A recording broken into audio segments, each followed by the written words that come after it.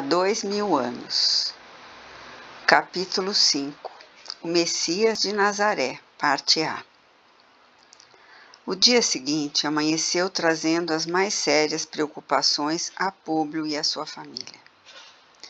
Ainda cedo, vamos encontrá-lo em íntimo colóquio com a esposa, que se dirige em voz súplice e afetuosa. Considero, querido, que devias atenuar um pouco os rigores da posição em que o destino nos colocou, procurando esse homem generoso para benefício de nossa filha.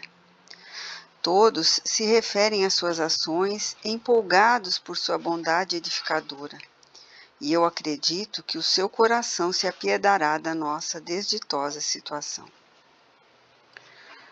O senador ouviu-a apreensivo e incerto, exclamando afinal: Pois bem, Lívia, acederei aos teus desejos, mas só a angústia que nos vai na alma me faz transigir de maneira tão rude com os meus princípios. Não procederei, todavia, conforme sugeres.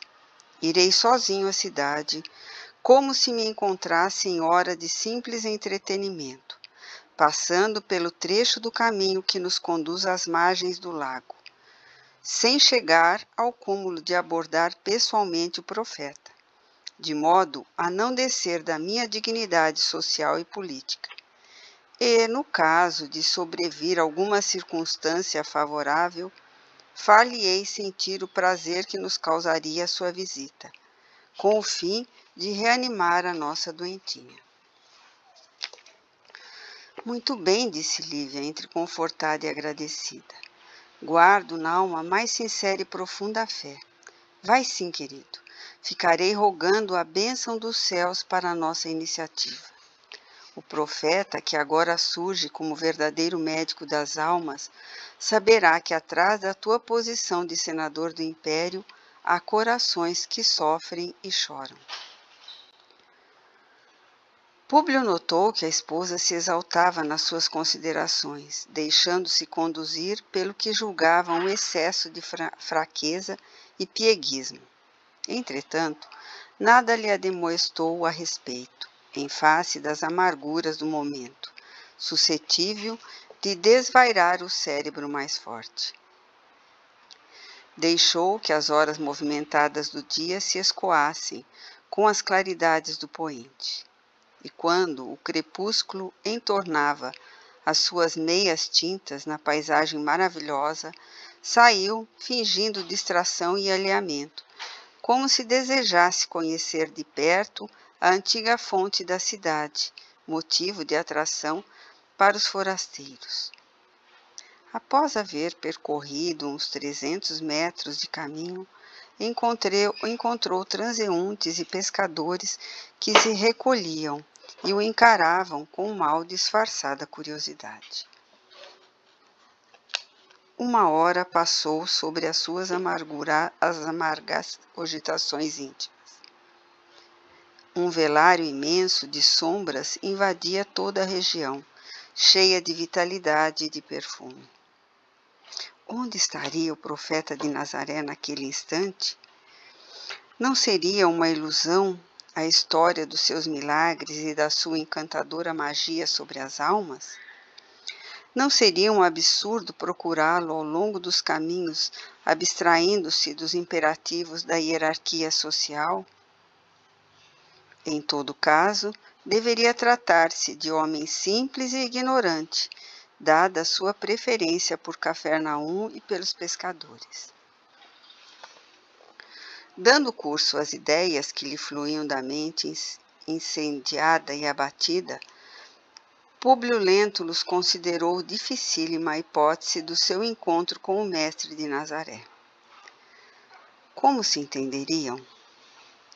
Não lhe interessara o conhecimento minucioso dos dialetos do povo, e certamente Jesus lhe falaria no aramaico comumente usado na bacia de Tiberíades.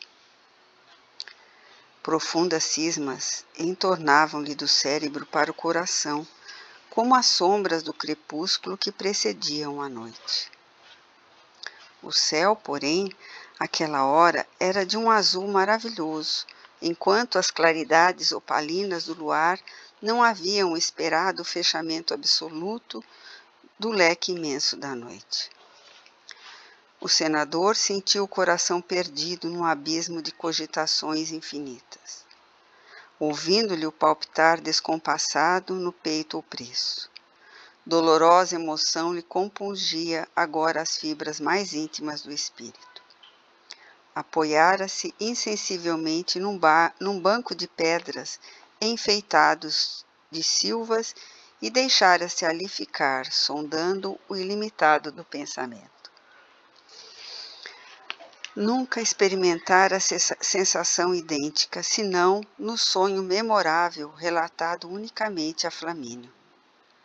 Recordava-se dos menores feitos da sua vida terrestre, afigurando-se-lhe haver abandonado temporariamente o cárcere do corpo material.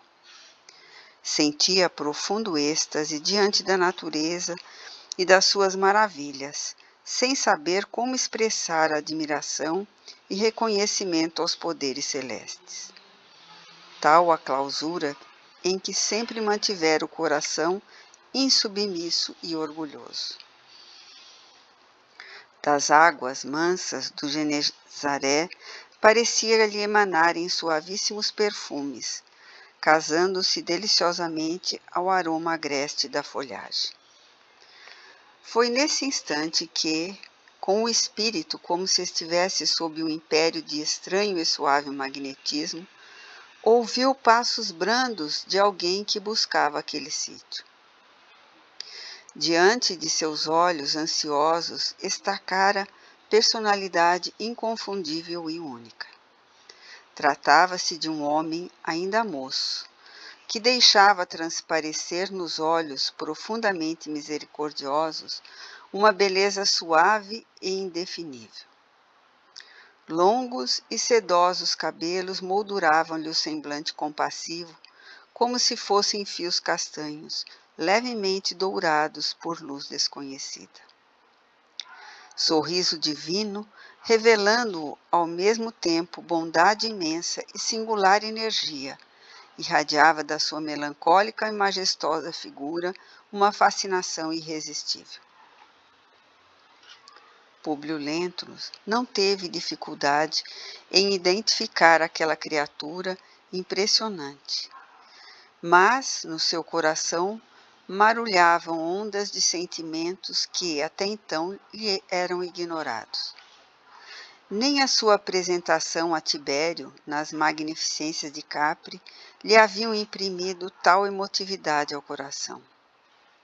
Lágrimas ardentes rolaram-lhe dos olhos que raras vezes haviam chorado, e força misteriosa e invencível fê-lo ajoelhar-se na relva lavada em luar. Desejou falar, mas tinha o peito sufocado e opresso. Foi quando, então, num gesto de doce e soberana bondade, o meigo Nazareno caminhou para ele, qual visão concretizada de um dos deuses de suas antigas crenças, e pousando carinhosamente a destra em sua fronte, exclamou em linguagem encantadora que Públio entendeu perfeitamente, como se ouvisse o idioma patrício, dando-lhe a inesquecível impressão de que a palavra era de espírito para espírito, de coração para coração. Senador, por que me procuras? E espraiando o olhar profundo na paisagem, como se desejasse que a sua voz fosse ouvida por todos os homens do planeta, rematou com serena nobreza. Fora melhor que me procurasses publicamente na hora mais clara do dia, para que pudesses adquirir, de uma só vez e para toda a vida, a lição sublime da fé e da humildade. Mas eu não vim ao mundo para derrogar as leis supremas da natureza, e venho ao encontro do teu coração desfalecido. Públio Lentulus nada pôde exprimir além das suas lágrimas copiosas, pensando amargamente na filhinha. Mas o profeta, como se prescindisse das suas palavras articuladas, continuou: Sim, não venho buscar o homem de estado superficial e orgulhoso, que só os séculos de sofrimento podem encaminhar ao regaço de meu Pai. Venho atender às súplicas de um coração desditoso e oprimido, e ainda assim, meu amigo, não é o teu sentimento que salva a filhinha leprosa e desvalida pela ciência do mundo, porque tens ainda a razão egoística e humana. É sim a fé e o amor de tua mulher, porque a fé é divina. Basta um raio só de suas energias poderosas para que se pulverizem todos os monumentos das vaidades da terra. Comovido e magnetizado, o senador considerou intimamente que seu espírito pairava numa atmosfera de sonho. Tais as comoções desconhecidas e imprevistas que se lhe represavam no coração, querendo crer que os seus sentidos reais se achavam travados num jogo incompreensível de completa ilusão. Não, meu amigo, não está sonhando, exclamou meigo e enérgico o mestre, adivinhando-lhe os pensamentos. Depois de longos anos de desvio do bom caminho, pelo sendal dos erros clamorosos, encontras hoje um ponto de referência para a regeneração de toda a tua vida. Está, porém, no teu querer o aproveitá-lo agora ou daqui a alguns milênios. Se o desdobramento da vida humana está subordinado às circunstâncias, és obrigado a considerar que elas existem em toda a natureza, cumprindo as criaturas a obrigação de exercitar o poder da vontade e do sentimento, buscando aproximar seus destinos das correntes do bem e do amor aos semelhantes. Soa para teu espírito neste momento um minuto glorioso, se conseguires utilizar tua liberdade para que seja ele em teu coração doravante um cântico de amor, de humildade e de fé, na hora indeterminável da redenção dentro da eternidade. Mas ninguém poderá agir contra a tua própria consciência. Se quiseres desprezar indefinidamente este minuto ditoso. Pastor das almas humanas, desde a formação deste planeta, há muitos milênios venho procurando reunir as ovelhas tresmalhadas, tentando trazer-lhes ao coração as alegrias eternas do reino de Deus e de sua justiça. Públio fitou aquele homem extraordinário, cujo desassombro provocava admiração e espanto. Humildade? Que credenciais lhe apresentava o profeta para lhe falar assim, a ele, senador do império, revestido de todos os poderes diante de um vassalo? Num minuto, lembrou a cidade dos Césares, coberta de triunfos e glórias, cujos monumentos e poderes acreditava naquele momento fossem imortais. Todos os poderes do teu império são bem fracos e todas suas riquezas bem miseráveis. As magnificências dos Césares são ilusões efêmeras de um dia, porque todos os sábios, como todos os guerreiros, são chamados no momento oportuno aos tribunais da justiça de meu Pai, que está no céu. Um dia deixarão de existir as tuas águias poderosas sob um punhado de cinzas misérrimas. Suas ciências se transformarão ao sopro dos esforços de outros trabalhadores mais dignos do progresso. Suas leis iníquas serão tragadas no abismo tenebroso destes séculos de impiedade, porque só uma lei existe e sobreviverá aos escombros da inquietação do homem.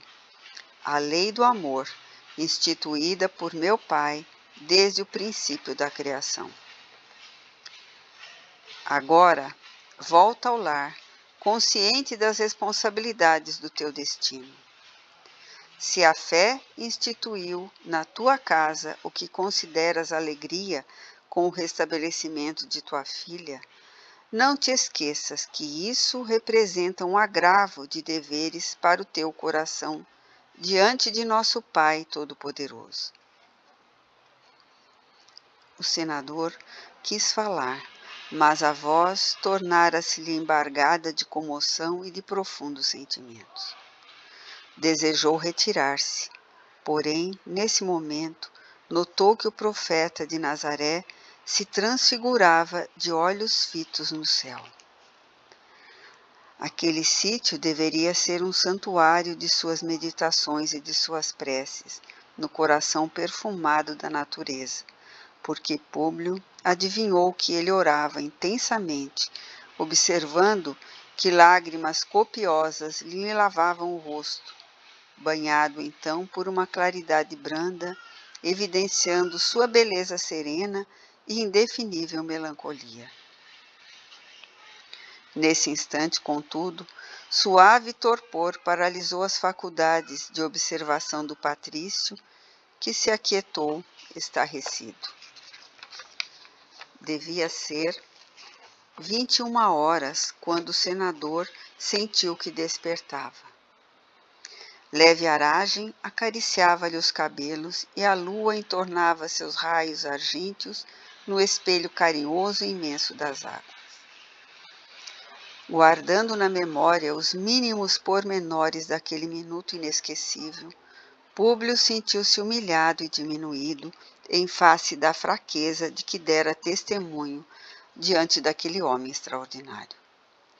Uma torrente de ideias antagônicas represava-se-lhe no cérebro acerca de suas admoestações e daquelas palavras agora arquivadas para sempre no âmago da sua consciência. Também Roma não possuía os seus feiticeiros? Buscou rememorar todos os dramas misteriosos da cidade distante, com as suas figuras impressionantes e incompreensíveis. Não seria aquele homem uma cópia fiel dos magos e adivinhos que preocupavam igualmente a sociedade romana? Deveria ele, então, abandonar as suas mais caras tradições de pátria e família para tornar-se um homem humilde e irmão de todas as criaturas? Sorria consigo mesmo na sua presumida superioridade, examinando a inanidade daquelas exortações que considerava desprezíveis. Entretanto, subiam-lhe de coração ao cérebro outros apelos comovedores. Não falara o profeta da oportunidade única e maravilhosa? Não prometera com firmeza a cura da filhinha à conta da fé ardente de Lívia? Mergulhado nessas cogitações íntimas, abriu cautelosamente a porta da residência, encaminhando-se, ansioso, ao quarto da enferma. E, ó, suave milagre, a filhinha repousava nos braços de Lívia com absoluta serenidade.